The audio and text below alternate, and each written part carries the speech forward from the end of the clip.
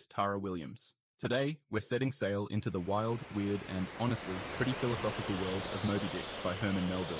Tara, are you ready to chase the white whale? Oh, absolutely, James. I've got my harpoon, well, metaphorically. Whether you're a student cramming for a report, a lifelong lit lover, or just someone who's always wondered what the big deal is with that whale, we're here to break down the plot, the characters, the big ideas, and all the juicy symbolism, so you can, read less but understand more. And trust me, with Moby Dick, you'll want a shortcut. This book is massive, like whale-sized, but it's also packed with adventure, danger, and some of the deepest questions about life and fate you'll find anywhere. So, let's dive in. So, first up, whaling.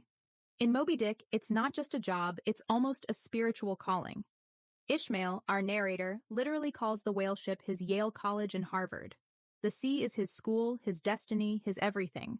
Yeah, and Nantucket, where all this kicks off, is like the Silicon Valley of whaling. It's the global capital, and whalers are basically emperors of the ocean. There's this sense that whaling is both an economic powerhouse and a way of life, but it's also, well, super dangerous. Life at sea is rough, risky, and honestly, pretty fatalistic. Even the bravest sailors admit to being scared. That ever-present danger really shapes how they see the world, and how they bond as a crew. It's like you're not just fighting whales, you're fighting fate. And that fatalism, that sense of we could die any day, it's everywhere in the book.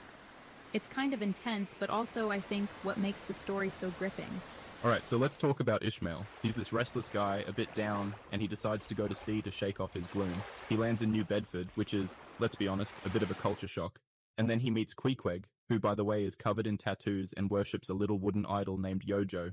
Their first night sharing a bed is, awkward, but it turns into this genuine friendship. Yeah, Ishmael's terrified at first. He thinks Queequeg's a cannibal, which technically he is. But he sees past all that and finds a kind, honest heart. It's such a great moment about looking beyond appearances. And Queequeg? He's royalty back home, the son of a king, but here he's just another harpooner trying to make a living. And the crew of the Pequod is this wild mix: Polynesian, Native American, African, New Englanders. Melville really leans into the diversity. It's like a floating microcosm of the world, and he uses it to explore race, friendship, and what it means to be human. Life at sea is intense, dangerous, repetitive, and all about the economics of whaling. And, fun fact, the real-life Essex disaster and legendary whales like Timor Tom inspired a lot of this.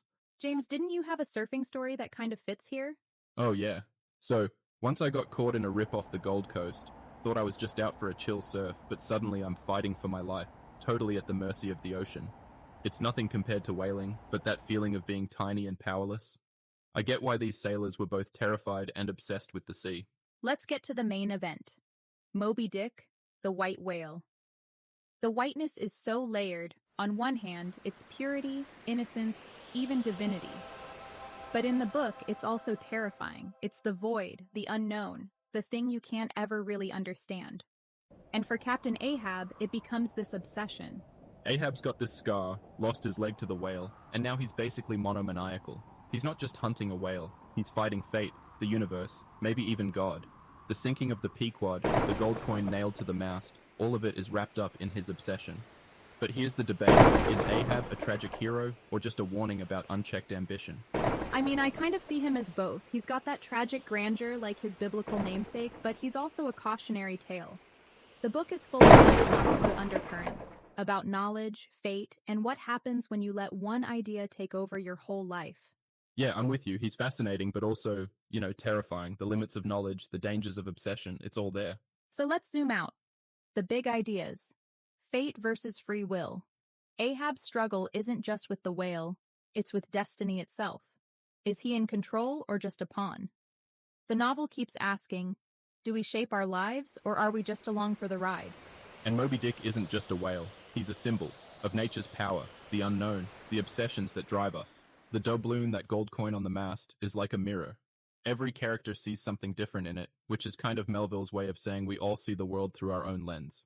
And the sea itself, it's not just a setting, it's a metaphor for the vast, mysterious, and totally indifferent universe. The ocean doesn't care about your ambitions, it just is. That's both humbling and, honestly, a little scary.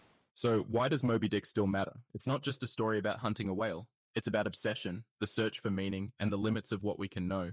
It asks the big questions about fate, identity, and what it means to be alive. Yeah, and it's a book that doesn't give easy answers. It's messy, complicated, and that's what makes it so powerful. It's about the human condition, our need to find meaning, even when the universe is silent. All right, time for some fun facts and book hacks. Did you know the word whale comes from old words meaning to roll or wallow? Which is perfect for these massive creatures. And scrimshander, that's sailor art made from whale bones or teeth. Basically, 19th century nautical doodles. Also, the crew's food supplies? Massive. We're talking hundreds of thousands of pounds of meat, pork, and gin. That's a lot of shipboard barbecues. And Melville's humor sneaks in too. There's a landlord trying to sell his own head, and a cook who literally preaches to sharks. It's not all doom and gloom. There's some real weirdness and wit in there.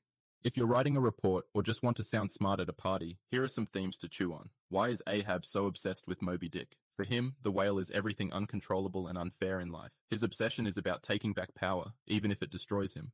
And is Ishmael a reliable narrator? Well, he's thoughtful and honest, but also philosophical and sometimes playful with the truth. He's more of a guide than a strict historian. And all those whale facts? Melville's poking fun at scientific experts and showing how little we really know about the world. So, if you're stuck on a theme, try fate versus free will, the limits of knowledge, or the dangers of obsession. You can't go wrong. And that's it for today's book hack. If you enjoyed our breakdown of Moby Dick, make sure to subscribe for more shortcuts to classic fiction. Next time, we'll tackle another literary giant so you can read less but understand more. Got questions or a classic you want us to hack? Drop us a message. Tara, always a pleasure diving into the deep with you. Right back at you, James. Thanks for listening, everyone. Until next time, happy reading, or, happy shortcutting.